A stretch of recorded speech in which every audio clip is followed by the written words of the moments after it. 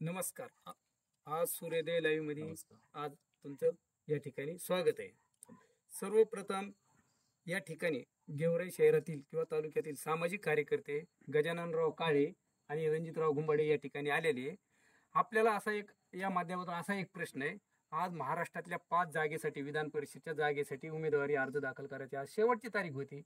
या उमेदवारीसाठी बीड जिल्ह्यातून नव्हे तर पूर्ण मराठवाड्यातून आकांक्षा लागली होती की गेवराईचे माजी आमदार अमरशे पंडित यांना विधान परिषदेवर संधी पक्षाकडून दिली जाईल असं वाटत होतं सर्वांना. मात्र आज त्यांना ही संधी दिली नाही किंवा डावललं, तर याबाबत आपल्याला काय वाटतंय?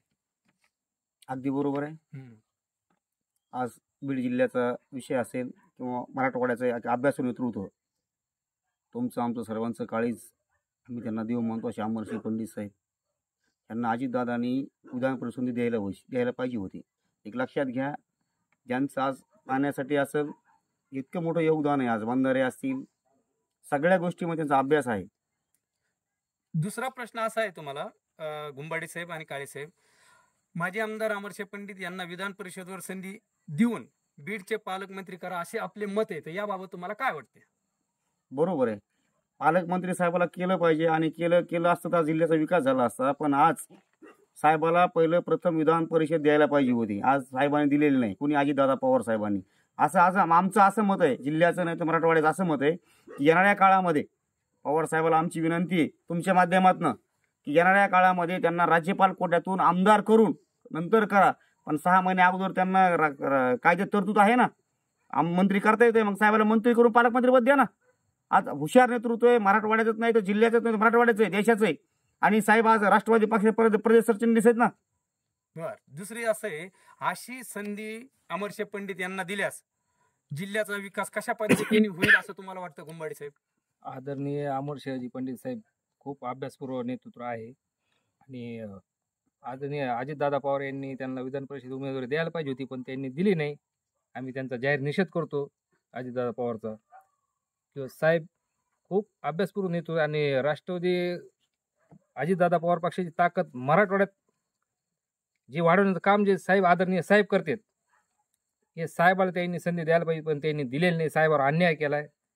ह्याविषयी मी अजितदादा पवार यांचा जाहीर निषेध करतो. आमच्या साहेबाला त्यांनी अन्याय केला आमच्या साहेबावर. बर, असा एक प्रश्न आहे की अशी जर संधी दिली यापुढे, जसं काळे साहेब म्हणाले की 6 महिने अगोदर विधान परिषदेवर संधी देऊन करता येतं पालकमंत्री, जर अशी संधी दिल्यास यापुढे बी, आणि त्यांनी शब्द दिला पक्षाकडून, तर राष्ट्रवादी काँग्रेस पक्ष अजित पवार गटाकडून अमरशे पंडित यांना विधानसभेवर घेऊन पक्षवाढीसाठी जिल्ह्यात कशी परिस्थिती राहील? राज्यपाल कोट्यातून त्यांना अजून 6 महिन्यांचा संधी देता येते आणि त्या पद देऊन त्यांना बीड जिल्ह्याचा पालकमंत्री माननीय अजितदादा पवार यांनी अमरशे पंडित साहेब यांना पालकमंत्री करण्यात यावे, एवढी आमची अपेक्षा आहे. बरं, अशी जर पालकमंत्रीची संधी त्यांना दिलीच अमरशे पंडित यांना, तर बीड जिल्ह्यासह मराठवाड्याच्या विकासाबाबत आपण काय सांगाल? साहेब अगदी बरोबर आहे. खूप महत्वाचा प्रश्न विचारलाय तुम्ही. तुमच्या सूर्योदयाच्या माध्यमातून प्रथम तुमचे धन्यवाद मानतो. एक लक्षात घ्या साहेब, ह्याच्या अगोदर एक विधान परिषद आमदार तर होते पण विधान परिषद होते त्या पहा, त्यावेळेस त्यांनी गोदाकाठच्या बंधाऱ्याला बॅरेट बनवलेत. आज गोदाकाठचा भाग आहे का गोदाकाठचा बरं का, ते पलीकडा भाग कोणता, सिंदफणाचा भाग, आज तो गोलीत खाली आणलाय. साहेबाची दूरदृष्टी इतकी मोठी आहे की साहेबाला जर आज अजित पवार साहेबांनी जर जिल्ह्याचं पालकमंत्री किंवा आमदार जरी केलं, तर मी असं म्हणायचं, मला आता बीड जिल्हाच नव्हे तर मराठवाड्यामध्ये पक्ष वाढेल आणि अजितदादा पवारांचं नाव मोठं झाल्याशिवाय राहणार नाही. याच्या अगोदर जे गोष्ट मला सांगतो मी, ज्यावेळेस अजित पवार साहेब आणि पवार साहेब वेगळे झाले त्यावेळी त्यांनी जिल्ह्याची बैठक ठेवली तालुक्याची. साहेब आम्ही का करू, आम्ही सगळे साहेबाला म्हणलो, साहेब तुम्ही पवार साहेबाला सोडू नका. साहेब म्हणले नाही, अजितदादा वाद्याला पक्का आहे आणि आज आपण पवार साहेबासोबत राहू किंवा अजितदादासोबत राहू. आज साहेब आहेत ना, अजितदादा सोबत राहिले, पण साहेबाला जे शब्द दिला त्यांनी पाळायला पाहिजे. आमची अपेक्षा आहे.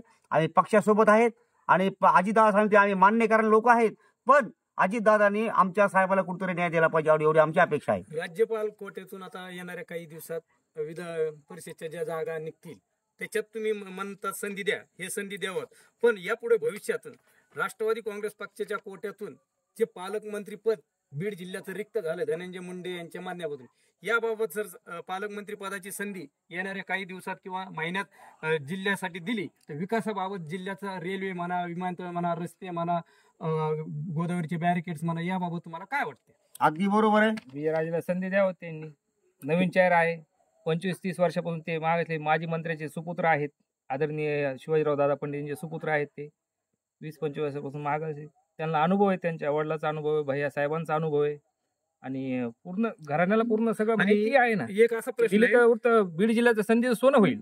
जिल्ह्यात अमरशे पंडित यांना पालकमंत्र्याची भविष्यात येणाऱ्या काळात संधी दिल्यास आपल्या बीड जिल्ह्याच्या विकासाबाबत तुम्हाला काय वाटते? अगदी बरोबर साहेब. जर अमरशे पंडित साहेबाला जर जिल्ह्याचं पालकमंत्रीपद दिलं तर दिलं तर तुम्ही आज बघा डीपीसीचा निधी असेल. आज मी धनंजय मुंडे साहेबाला म्हणजे असं म्हणणार नाही किंवा त्यांच्यावर आरोप करणार नाही. तुम्ही सांगितलंय पाठीमागे सुरत साहेबांनी समजा जिल्ह्यात म्हणजे फक्त प्रेला निधी दिलाय, पण अमरशे पंडित साहेब सगळं जाती धर्माला सोबत घेऊन चालणार नेतृत्व आहे, सगळ्या नेत्याला सोबत घेऊन चालणार नेतृत्व आहे.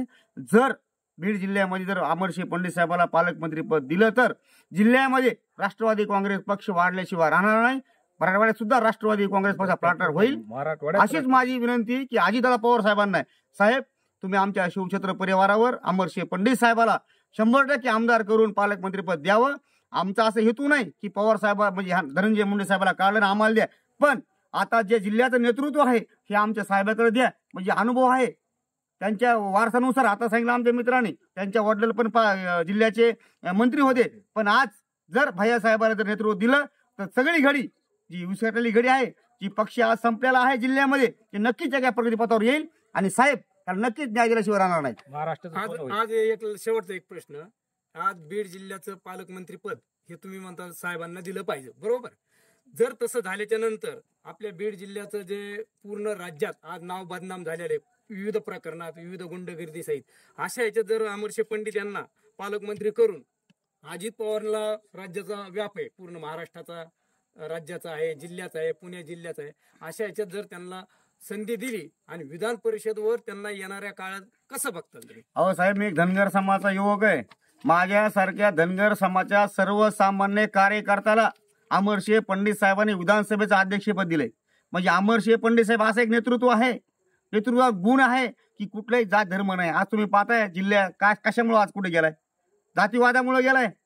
एखाद्या माणसाला हल्ला करणं, मी ओबीसीचा माणूस आहे, कोणतरी मारलंय, कोणतरी हल्ला करतोय, कोणतरी दहशत माजवतोय, हे आमच्या शिवछत्र परिवाराकडे चालत नाही.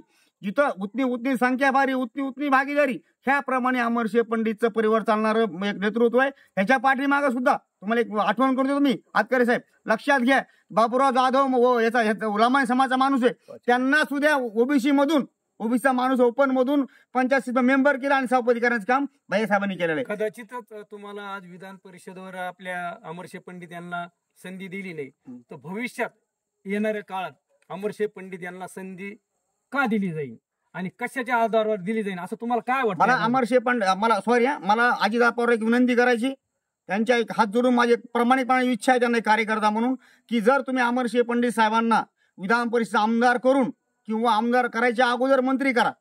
कशामुळे माझे आबूस नेतृत्व आहे देश महाराष्ट्रामध्ये, मराठवाडा सोडव, महाराष्ट्रामध्ये त्यांचा फायदा होणार आहे.